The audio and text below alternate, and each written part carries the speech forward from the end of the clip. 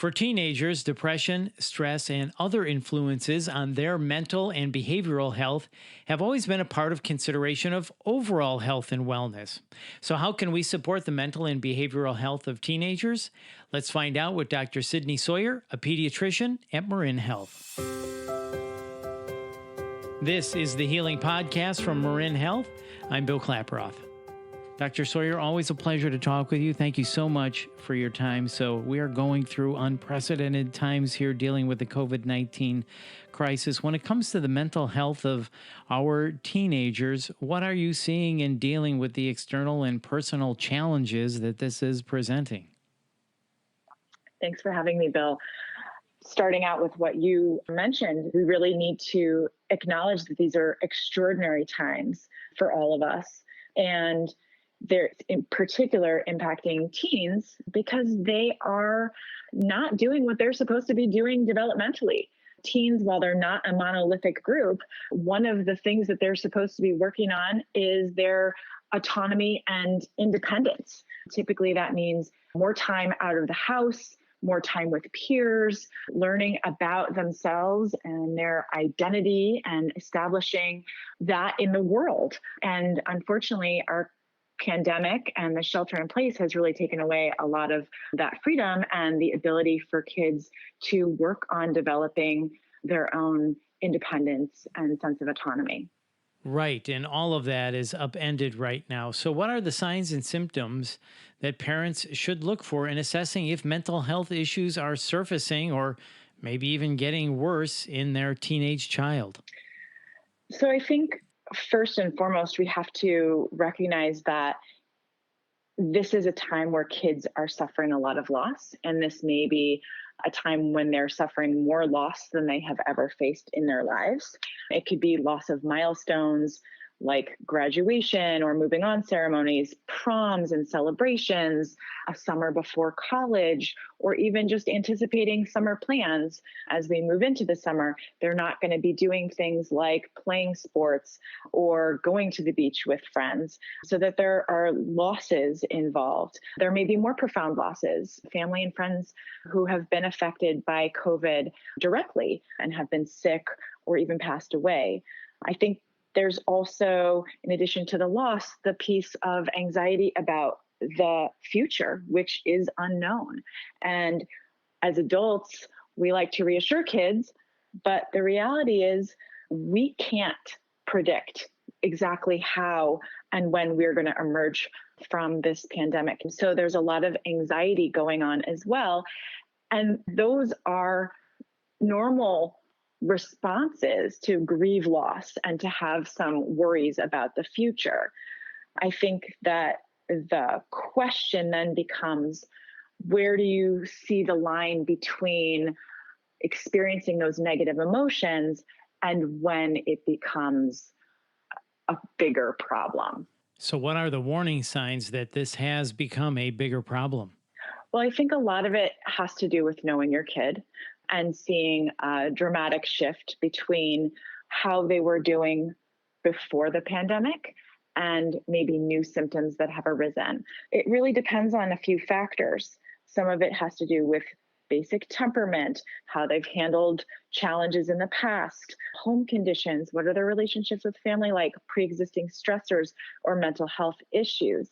So I am seeing a lot more teens and families coming in for, and when I say coming in, I mean by telehealth, are increases in anxiety, depression, even symptoms of obsessive compulsive disorder, school failure. And the symptoms that parents are bringing their kids in to see me for are sleep disturbances, sleeping all day long, day and night reversal, refusing to eat or profound weight loss, or eating all day, eating junk, not eating healthy meals, weight gain, social disconnection, staying in their rooms all day and not connecting with their friends, a lot of irritability, and even substance abuse, alcohol and drugs. And so what I would say is, if you are seeing those kinds of symptoms, you've got to get your kid into the pediatrician so that we can start opening up the conversation and dig in a little bit more and help support these kids who are suffering. Right. So that's a great list of things a parent needs to watch out for. Can digital devices be included in that list? How do digital devices play into mental or behavioral health? As I've got nothing to do, I'm going to sit on my phone all day. So, can you talk about that for a quick second? I think it's actually become more complicated terrain because a lot of parents feel like this is the only way that kids have to connect with their friends and or be involved with their school. And so kids are spending so many more hours than they were on their phones, on their screens. And it's a bit of a mixed bag. For some kids, if they're involved in school, if they're actually showing up and they're doing their schoolwork online, then that's not necessarily a bad thing. And I wouldn't necessarily count that towards their overall screen time in terms of the screen time that they're using for pleasure. However, the kids who are on social media all day, that are video gaming all day, those kids seem to be suffering more anecdotally. So, online socializing is probably a good thing, but too much online potentially could be bad. That's right. And the way that kids are engaging also matters. And I will bring up a delicate topic, which is that teenagers are involving themselves in romantic relationships or sexual relationships, which adds a lot of stress to parents because kids are sending photos of themselves. They are engaging in sexual relationships online or via texting. And that is not how most parents want their kids online. Yeah, I wouldn't think so. So, if a parent recognizes any of these behaviors or sees them partaking in some of the things you were just talking about, what is a parent to do? Give us some tips for parents. So again, I would say, I think a little bit of how parents approach this depends on their pre-existing relationship with their kids.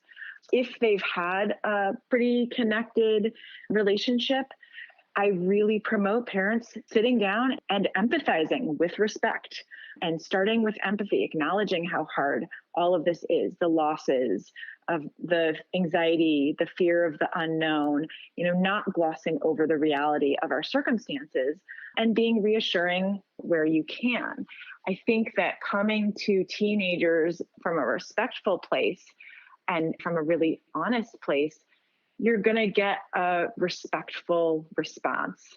We all know that when we come at our partners, friends, especially our teens, with nagging, complaining, shaming, that just doesn't work. So starting the conversation from a more elevated place, from a place of empathy, can be really effective. If you don't have a relationship where that feels like you can jump in, that's where sometimes your pediatrician or a mental health professional can be really helpful in supporting that conversation and opening those doors to better communication. I love what you said there. Start the conversation with empathy. I didn't expect you to say that. So I think that's really good advice for somebody. And then you said, approach it from a respectful, honest place. And if you approach it that way, you're going to get that type of respect and honesty back. And that's really what you're after, is trying to get to that place of respect and honesty and empathy. I think that's so great because you said nagging, complaining, shaming, that's not going to work. So, and then you said, if a parent feels, okay, what I'm doing isn't enough, then it is time to reach out to your pediatrician. Absolutely. We're really on the front lines with the behavioral and mental health issues that are arising. And in a lot of cases, we can help families with appropriate mental health referrals. Mm-hmm. And you can do this virtually, right? Absolutely. We are seeing the majority of our behavioral and mental health appointments via telehealth. And then if they want to do that, who should they call? And they just call our office and they schedule a video appointment. It's very easy. And then lastly, Dr. Sawyer, and thank you for your time. Considering what we're going through now and considering the mental health of teenagers, could this be a benefit in a way, teaching them valuable coping skills that they might be able to use later on in their lives? I absolutely think so. I mean, we can acknowledge that this is a time of tremendous toxic stress. But when a group of people, when a society, when the planet is under this kind of stress, we also see human capacity for resiliency and creative solutions. And when you think about what really makes humans feel good, we're pro-social. So it's about connecting, and it's also about our accomplishments. And if teens are able to come through this saying, you know what, I stayed connected with my friends, or I became more connected to my parents and my family, or I accomplished these things in spite of these difficult circumstances, they can come out of this difficult time with a sense of, I can get through something really hard and be okay.